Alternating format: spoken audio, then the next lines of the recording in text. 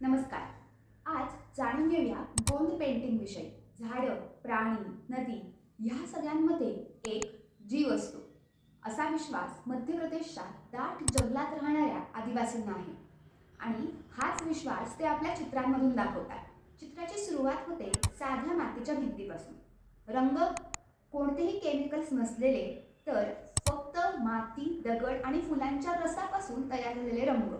Brush, बांबूनी बनवलेली पातळ काठी किंवा केसांनी बनवलेली पातळ काठी. गोंद कलाकार आधी कथा निवडतो, लाईक मोराची नृत्यभूमी किंवा झाडाची श्वास घेणारी एखादी फांदी किंवा हरणांची धाव. मग त्यात तो रेषा, बिंदू आणि वेव्हसारखे दिसणारे पॅटर्न्स भरतो. हे पॅटर्न्स फक्त डेकोरेशन नाहीत, तर ते जीवनाची लय दाखवतात. Gond paintings are raw, rare and real, कारण हे थेट जंगलातून आलेत. यातील प्रत्येक कलाकाराची अशी सिग्नेचर स्टाईल आहे आणि यातील प्रत्येक चित्राला निसर्गाचा थेट स्पर्श आहे.